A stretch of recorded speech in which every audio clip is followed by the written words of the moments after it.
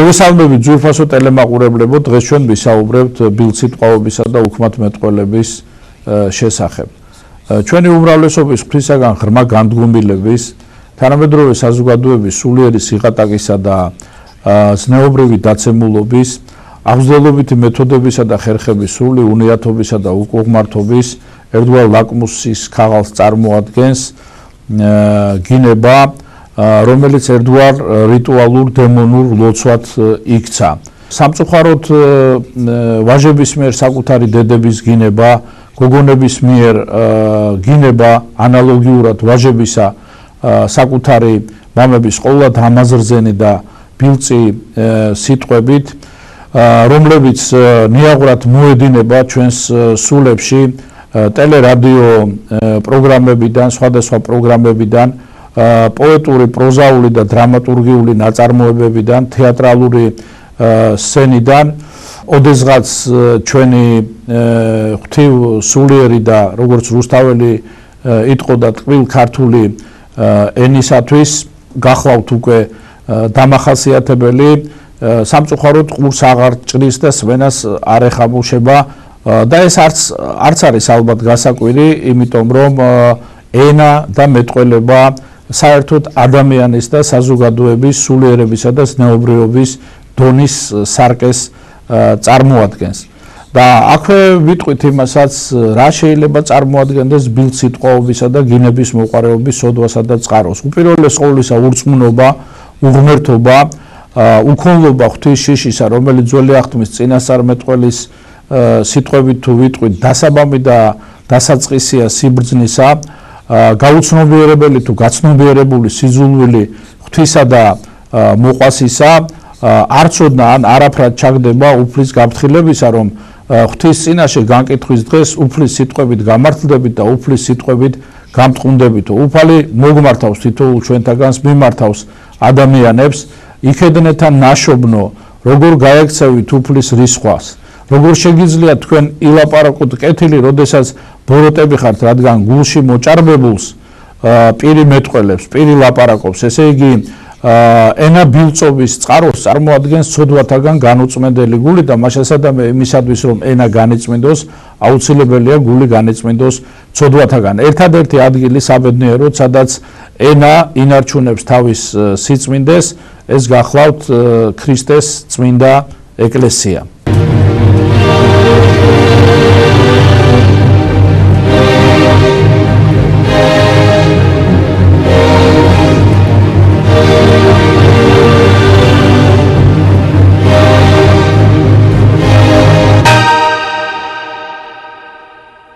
გინების მოყვარეობა, ბილწსიტყვაობა, წევლა, კრულვა, ლანძღვა, უქმადმეტყველება, ფუჭმეტყველება, ამაოთმეტყველება განსაკუთრებულ ნიშანსა და გამოხატულებას წარმოადგენს ადამიანის უღმერთობისას და მცირედ მორწმუნეობისას. სწორედ ასეთი ადამიანების შესახებ ამბობს დავით წინასწარმეტყველი, რომ ის ადამიანები, რომლებიც ღვთისმგმობელნი, ღვთისუარყოფელნი, ღვთის დამამცირებელნი და დამაკნინებელნი და აბუჩად ამგდებნი არიან, გამოირჩევიან სხვა ადამიანებისაგან იმით, რომ მათი ენა სავსეა სიბილწით, სავსეა სიმყრალით, სავსეა სიმწარით, შხამით, ზაკვით, თაღლითობითა და სიცრუით, რადგან მათი ენა დასნებოვნებული და გამრუდებულია. ძველ აღთქმაში, ძველი აღთქმის ეპოქაში შეჩვენებულია, დაწყევლილია ღვთისაგან ყოველი ადამიანი, რომელიც მაგინებელია ღვთისა და ასევე მაგინებელია საკუთარი დედმამისა. უფალმა წმინდა მოსე წინასწარმეტყველს გადასცა და მოსე წინასწარმეტყველის მეშვეობით ძველი აღთქმის ჩეულიერის წარმომადგენლებს და საღვთო კანონად დაუდგინა, რომ უფლის სახელის მაგინებელი უნდა მოკვდეს. ასევე დედმამის მაგინებელი სიკვდილით უნდა დაისაჯოს.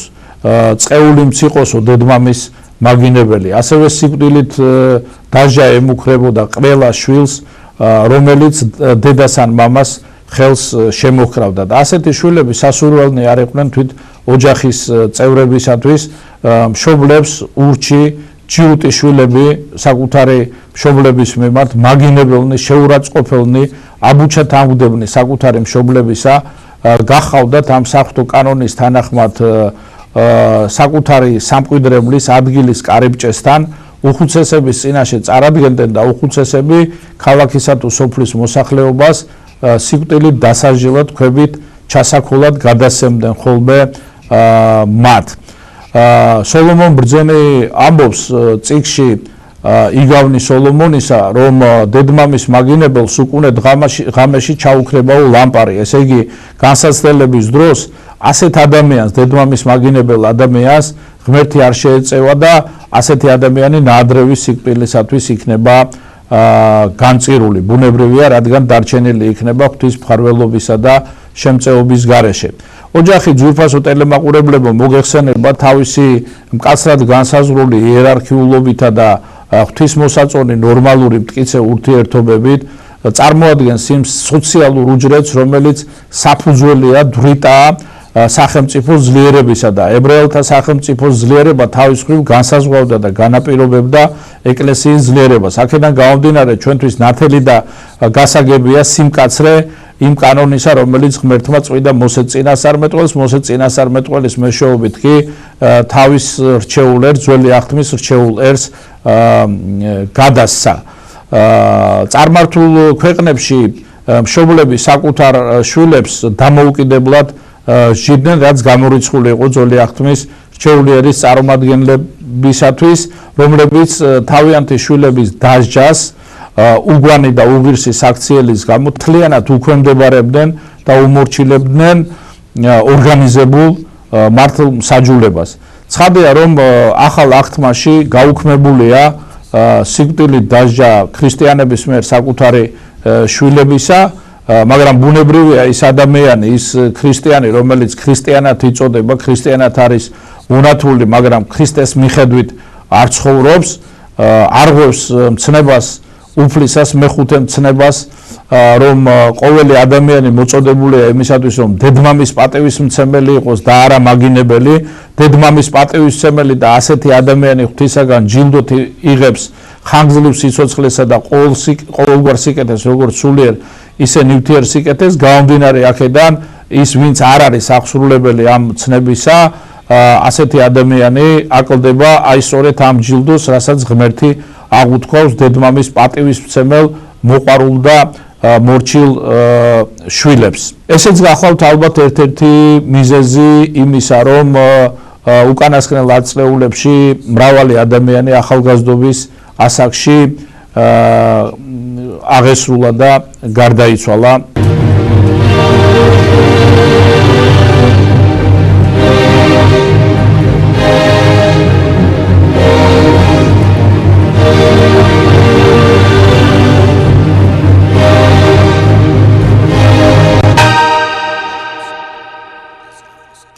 ღვთის სიტყვა წმინდა, ამიტომ ვინც უწმინდური სიტყვებით მეტყველებს, ვინც უშვერ და ბილწ სიტყვებსა და ბილწ ანეკდოტებს წარმოსთქვავს, ასეთი ადამიანი მტერია სიწმინდისა. სიწმინდე კი მოგეხსენება წარმოადგენს ქრისტიანული ცხოვრების უმთავრეს და უზენაეს მიზანს, რადგან არავინ და არაფერი არაწმინდა არ შედის ზეციურ სასუფეველში. ასეთი ადამიანი ანტიქრისტიანული სულის მატარებელია და კიდევ ერთხელ გავიმეორებ, მტერია სიწმინდისა, მტერია ღვთის წმინდა სიტყვისა.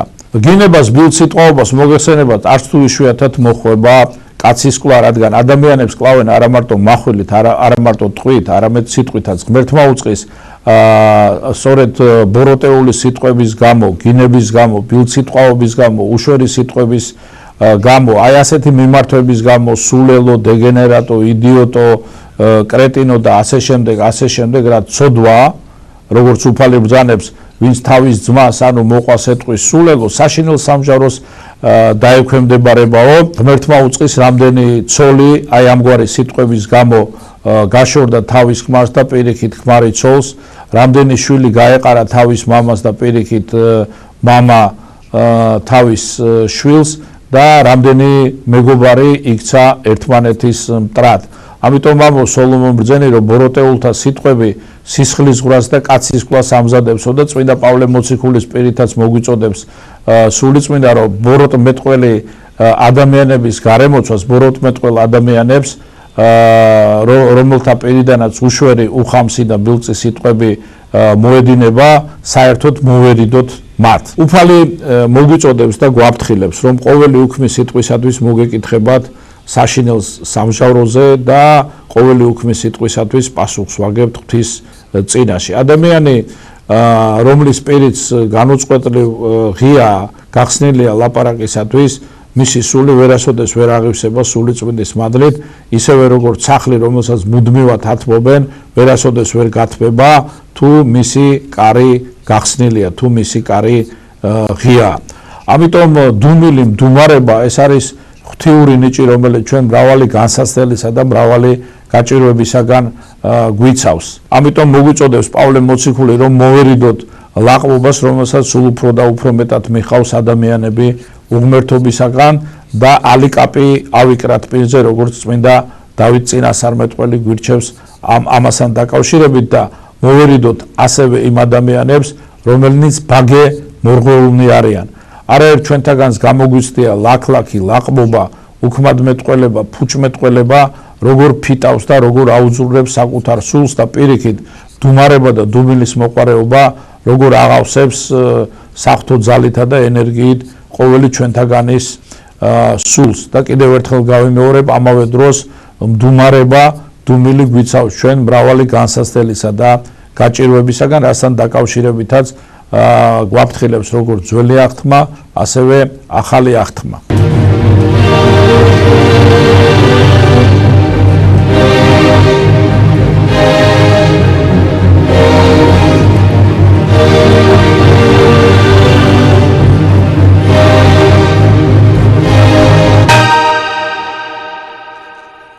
ერთ წუთში ადამიანი თუ ნორმალურად ლაპარაკობს დაახლოებით 150 სიტყვას წარმოთქვავს. ერთ საათში 9000 სიტყვას, ხოლო 10 საათში 90000 სიტყვას და წლის განმავლობაში თუ ყოველდღიურად ადამიანს უწევს 10 საათის განმავლობაში ლაპარაკი წარმოთქვავს 32 მილიონ სიტყვას და თავისი ცხოვრების განმავლობაში მრავალ ასეულ მილიონობით სიტყვას. აქედან გამომდინარე გასაგებია ჩვენთვის შეგონება და გაფრთხილება უდიდესი წმინდა მამისა ეფრემ ასურისა, რომ საყოველთაო განკითხვისას, როდესაც ღვთის წინაშე წარსდგება თითოეული ჩვენთაგანი, ჩვენი სიტყვები მთებივით დაგვიდგება წინ.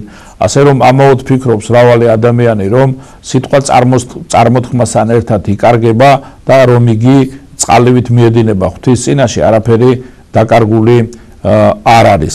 ამიტომ ჩვენი მიზანი უნდა იყოს გამთავისუფლდეთ სხვა ცოდვებთან ერთად ბილწსიტყვაობისა და გინების მოყარეობის ამ საზარელი და ამაზრზენი ცოდვისაგან. ადამიანი, რომელიც საკუთარ დედას აგინებს წმინდა იოანე ოქროპირის სწავლებიდან გამომდინარე, საერთოდ რომელიც დედმამის მაგინებელი აგინებს არა მარტო საკუთარ დედას, არამედ სხვების მშობლებს, ასეთი ადამიანის მიმართ ყოვლადწმინდა მარიამ ღვთისმშობელი წყვეტს მფარველობას, მფარველი ანგელოზი ტირის მის გამო, ხოლო ეშმაკი კი ხარობს, ხოლო ღმერთი მრავალ განსაცდელს, მრავალ გაჭირვებას მოულენს, სწორედ ამ ადამიანისადმი ყოვლად კაცმოყვარეობიდან და სიყვარულიდან გამომდინარე, რათა იგი სინანულში მოიყვანოს, გამოასწოროს და ამ ცოდვისადმი მონობისაგან გაათავისუფლოს. ადამიანი, რომელიც საკუთარი დედის მაგინებელია, იგი რა თქმა უნდა უპირველეს ყოვლისა შეურაცხყოფს დედის უწმინდეს სახელს. შეურაცხყოფს აგრეთვე დედა ღვთისმშობელს, რომელიც მფარველი და დამცველია ყოველი ჩვენთაგანისა. შეურაცხყოფს დედა ეკლესიას, რომელიც ხშობს ჩვენ მარადიული სიცოცხლისათვის და რომელიც მიგვიწვის წინ მრავალ ცხოვრებისეულ ქარტეხილში სულის ცხონებისა და ზეციური სასუფევლისაკენ. შეურაცხყოფს აგრეთვე დედამიწას, საიდანაც ღმერთმა შექმნა თითოეული ჩვენთაგანის სხეული, რომელსაც სიკვდილის შემდეგ დედამიწა კვლავ გაუხსნის მკერდს და თავის გულში ჩაიკრავს და საიდანაც ღმერთი მეორედ მოსვლისას, თავისი დიდებით მოსვლისას კვლავ აღადგენს არა იმისათვის, რომ კვლავ მოკვდეს, არამედ იმისათვის, რომ მარადიულად იცოცხლოს.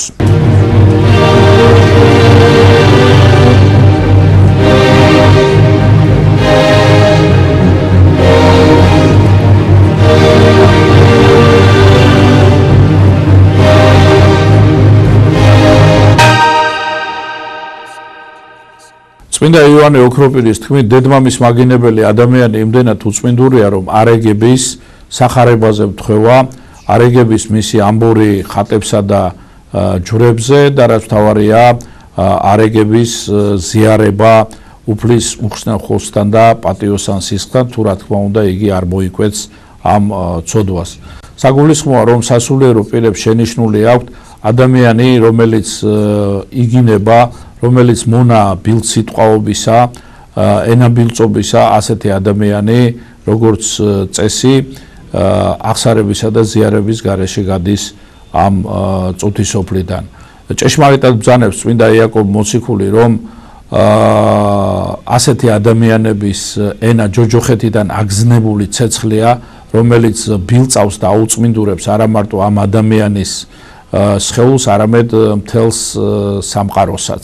ამრიგად ბიბლიიდან და წმინდა მამათა სწავლებიდან გამომდინარე, გინების მოყარეობა, უქმადმეტყველება, ბილწსიტყვაობა, დემონმსახურება და ადამიანი, რომელიც ამ ცოდვის მონა, იგი ეშმაკის მსახურია. თუ ჩვენ ამ ცოდვის მონებად დავრჩებით, მაშინ ღვთისაგან განკითხვის დღეს მოვისმენთ ჩვენთვის საზარელ სიტყვებს, რის შესახებაც გვაფრთხილებს უფალი ჩვენ და მაცხოვარი იესო ქრისტე წინასწარ. წადით ჩემგან წყეულნო მარადიულ საუკუნო ცეცხლში, რომელიც გამზადებულია ეშმაკისა და მისი ანგელოზებისათვის. წმინდა სერაფიმე საროველი ბრძანებს, რომ ყოველი ქრისტიანის უზენაეს მიზანს წარმოადგენს სულიწმინდის მადლის მოპოვება, განხრთობა, ღმერთთან ერთობა, ცათასასუფევლის მოპოვება, რაც რა თქმა უნდა შეუძლებელია წმინდა ცხოვრების გარეშე თანახმად უფლის აღთმისა, რომელიც მან მოგცა ნეტარების ერთ-ერთ მცნებაში. ნეტარიყვნენ წმინდანი გულითა, რამე თუ მათ ღმერთი იხილონ. გამომდინარე აქედან ჩვენ მოუწყენლად, მოუბეზრებლად, დღენიადაგ, განუწყვეტლივ წმინდა დავით წინასწარმეტყველთან ერთად უნდა შევთხოვდეთ, შევღაღადებდეთ უფალს ჩვენსას და მაცხოვარს იესო ქრისტეს. გულიწმინდა დაბადე ჩემთანა ღმერთო და სული წრფელი განმეახლე გვამსა ჩემსა. ამინ.